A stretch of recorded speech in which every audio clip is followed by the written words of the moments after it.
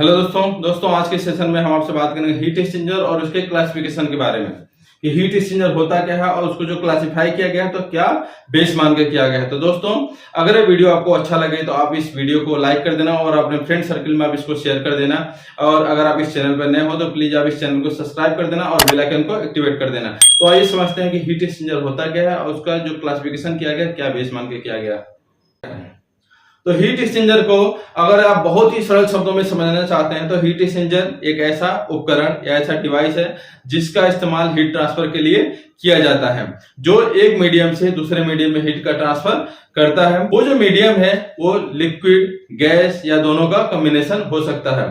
Heat exchanger का जो इस्तेमाल हम लोग कूलिंग और हीटिंग पर्पज दोनों के लिए कर सकते हैं। इसी को और इंग्लिश में समझा जाता है heat exchanger is a device which transfer heat from one medium to another medium. These medium may be a gas, liquid or combination of both. Heat exchanger are used in both cooling and heating purpose. तो heat exchanger के और example को देखा जाए domestic purpose पे तो हम लोग इस्तेमाल करते हैं कूलर, एसी और हीटर। कूलर और एसी का इस्तेमाल हम लोग कूलिंग पर्पज के लिए करते हैं और हीटर का इस्तेमाल हम लोग करते हैं हीटिंग पर्पज के लिए। ये भी क्या है कि हीट एक्सचेंजर डिवाइस है। अगर इंडस्ट्री में देखा जाए तो हम लोग इस्तेमाल करते हैं कंडेंसर का, इवापोरेटर का, कूलिंग टावर का और ऐसे बहुत सारे उपकरण हैं जिसका हम लोग हीट एक्सचेंज करने के लिए इस्तेमाल करते हैं इंडस्ट्री के अंदर। तो अब हम लोग समझेंगे इसके क्लासिफिकेशन के बारे में कि हीट एक्सचेंजर का जो क्लासिफिकेशन है वो कैसे होता है और क्या क्या बेस मान के किया जाता है। तो हीट एक्सचेंजर का जो क्लासिफिकेशन किया गया वो अलग अलग बेस मान के किया गया।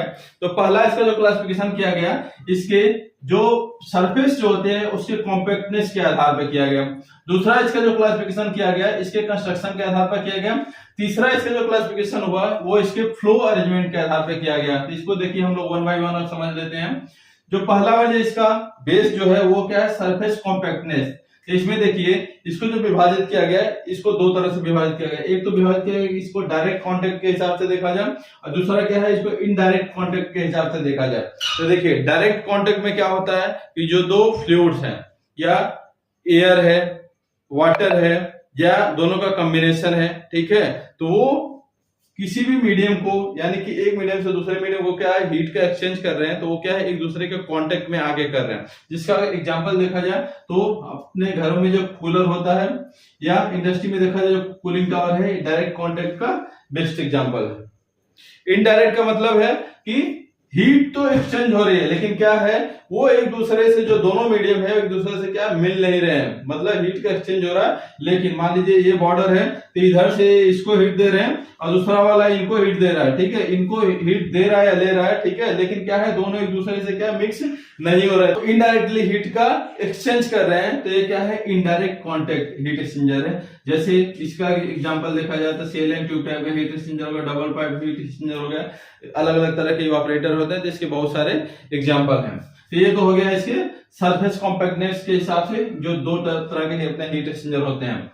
दूसरा अगर ये देखा जाए इसके कंस्ट्रक्शन के आधार पर, इसके कंस्ट्रक्शन के हिसाब से देखा जाए तो इसमें आते हैं चार तरह के। जो पहला है डबल पाइप हीट एक्सचेंजर, दूसरा है सेल एंड ट्यूब टाइप का हीट एक्सचेंजर, तीसरा है प्लेट टाइप का हीट एक्सचेंजर और जो चौथा है वो है graphite block heat exchanger. Industry में इन सभी हीट एक्सचेंजरों का उपयोग बहुत ज्यादा किया जाता है लेकिन सबसे ज्यादा उपयोग किया जाने वाला हीट एक्सचेंजर क्या होता है अपना सेल एंड ट्यूब टाइप का। इसका सबसे ज्यादा इस्तेमाल किया जाता है इंडस्ट्री के अंदर। दूसरा देखिए और इसके फ्लो के आधार पर देखा जाए हीट एक्सचेंजर को तो इसमें देखिए पहला होता है पैरेलल फ्लो, दूसरा होता है काउंटर करंट फ्लो और तीसरा होता है क्रॉस फ्लो। इसको हम लोग थोड़ा डिटेल से समझ लेते हैं इसके फ्लो अरेंजमेंट के हिसाब से। तो हम लोग मान लीजिए एक डबल पाइप हीट एक्सचेंजर बनाते हैं उसी के हिसाब से समझ लेते हैं कि parallel flow, counter current flow और क्रॉस फ्लो क्या होता है। पैरेलल फ्लो को समझ लेते हैं कि पैरेलल फ्लो क्या होता है, कैसे होता है। तो देखिए मैंने एक डबल पाइप हीट एक्सचेंजर बना लिया, ठीक है, डबल पाइप हीट एक्सचेंजर है, ये हो गया double pipe heat exchanger.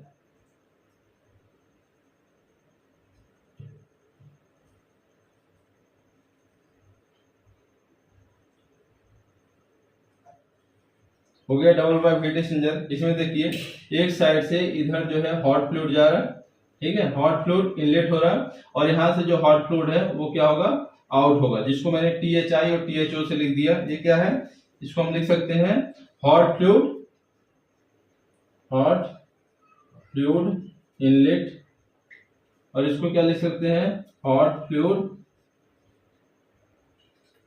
Outlet. ठीक है, ऐसे यहां पर क्या होगा, यहां हम लिख सकते हैं TCI, मतलब इसका है कोल्ड फ्लूइड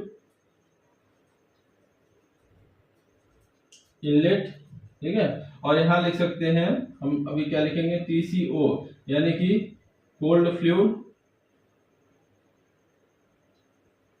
आउटलेट।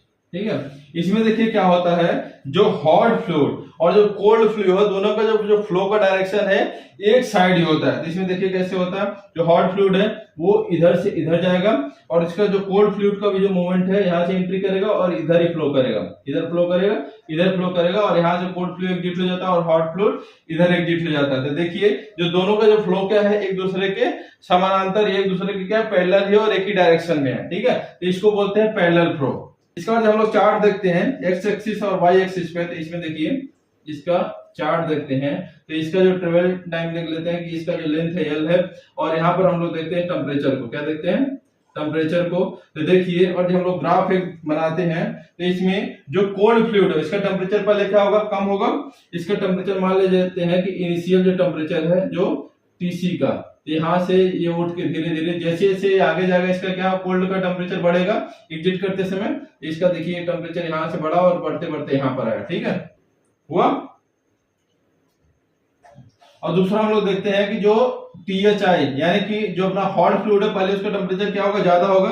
तो पहले इसका टेम्परेचर हम लोग देखते हैं क्या था, मान लीजिए यहाँ था, ये जो TH का जो इनिशियल था। ठीक है, तो देखते हैं यहाँ था, और धीरे धीरे देखते हैं हीट एक्सचेंजर करने के बाद धीरे धीरे धीरे धीरे यहाँ पे आता है। ठीक है, ऐसे आता है। ठीक है, तो ये इसका एक ग्राफ बनता है, जिसमें देखिए क्या होता है, यहाँ पर देखेंगे हम लोग।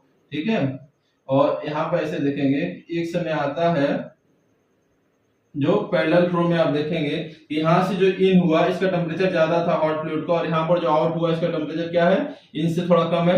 इसका जो इनलेट जो टेम्परेचर था कम था कोल्ड फ्लूइड का, और यहाँ पर जो आउट हुआ इसका जो क्या है, इससे थोड़ा ज्यादा है। तो यहाँ देखते हैं कि जो हीट का जो एक्सचेंज है, यानी कि डेल्टा देखा जाए, जो इनिशियल का डेल्टा देखा जाए और फाइनल जो डेल्टा देखा जाए, इसका और थीटा देखते हैं 1 और 2 देखते हैं, तो दोनों में क्या है, डिफरेंस बहुत ज्यादा है। यानी कि एक समय ऐसे आता है कि यहाँ देखिए कुछ समय तक तो क्या हीट एक्सचेंज बराबर होता है, लेकिन अगर ये दोनों आगे और जैसे सेम ट्रेवल करते हैं तो कुछ टाइम बाद क्या होता है, हीट का एक्सचेंज नहीं होता है। इसीलिए जो पैरेलल जो फ्लो जो हीट अरेंजमेंट होता है, जो हीट एक्सचेंजर होते हैं, उसमें जो हीट का एक्सचेंज बहुत ज्यादा नहीं हो पाता है, इसको कम प्रेफर किया जाता है।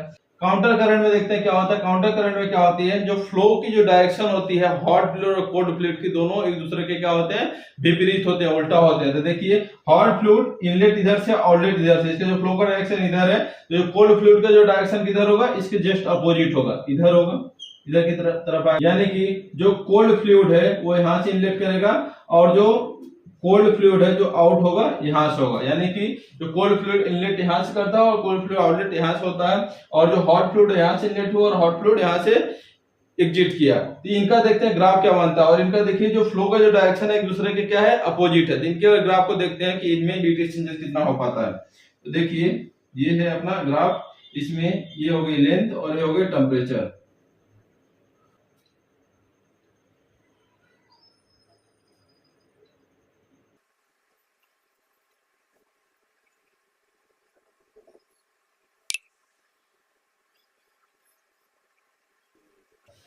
काउंटर करंट फ्लो की अगर हीट एक्सचेंज की बात करें तो काउंटर करंट फ्लो में क्या होती है, एक दूसरे के विपरीत जो फ्लूइड का जो फ्लो होता है, जिसमें देखिए जो कोल्ड फ्लूइड है इसका इनिशियल टेम्परेचर बहुत ही कम है, और यहाँ जो एग्जिट होता है इसका जो आउट होता है इसका टेम्परेचर हाई होता है। और यहाँ पर देखिए जो हॉट जो फ्लूइड है उसका टेम्परेचर यहाँ पर ज्यादा होता है, और यहाँ पर क्या होती है, कम होती है। एक समय आता है जहां पर इसका जो आउटलेट टेम्परेचर है और इसका जो आउटलेट टेम्परेचर है, दोनों क्या होते हैं, एक दूसरे के बराबर ही होते हैं। मतलब हीट का एक्सचेंज जितना ज्यादा जो पॉसिबल होता है वो काउंटर करंट फ्लो में हो पाता है। इसीलिए पैरेलल फ्लो की अपेक्षा जो काउंटर करंट फ्लो है ये अच्छे माने जाते हैं इस टाइप के हीट एक्सचेंजर। अब हम लोग समझ लेते हैं कि क्रॉस फ्लो हीट एक्सचेंजर क्या है। क्रॉस फ्लो में हीट एक्सचेंजर और कुछ नहीं है, ये मान लीजिए एक हीट एक्सचेंजर जो डिवाइस है, ये हीट एक्सचेंजर डिवाइस है। ठीक है, इसमें जो फ्लो होगा कैसे होगा, जो हॉट फ्लूइड होगी वो इधर से जाएगी, यानी कि इसको मान लें कि टीएच जो इनलेट होगा इधर से होगा और टीएच जो आउट होगी वो यहां से होगी, ठीक है।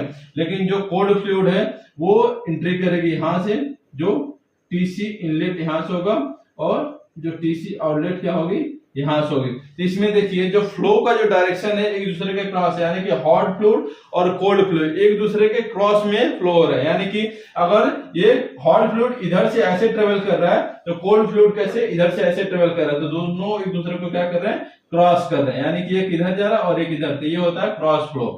तो आपने तीनों को समझ लिया कि parallel flow, counter current flow और क्रॉस फ्लो कैसे कैसे वर्क करते हैं और सबसे बेस्ट कौन सा होता है। तो आपने आज के सेशन में समझा कि हीट एक्सचेंजर क्या होता है और उसके क्लासिफिकेशन के बारे में। तो दोस्तों अगर ये वीडियो आपको अच्छी लगी हो तो इस वीडियो को आप लाइक कर देना, अपने फ्रेंड सर्कल में आप इसको शेयर कर देना, और अगर आप इस चैनल पर नए हो तो प्लीज आप इस चैनल को सब्सक्राइब कर देना और बेल आइकन को एक्टिवेट कर देना, क्योंकि जैसे ही कोई नई वीडियो नया अपडेट आएगा तो उसका नोटिफिकेशन आपको पहुंच जाएगा। तो आज के लिए बस इतना ही, मिलते हैं नेक्स्ट वीडियो में नेक्स्ट टॉपिक के साथ। धन्यवाद दोस्तों।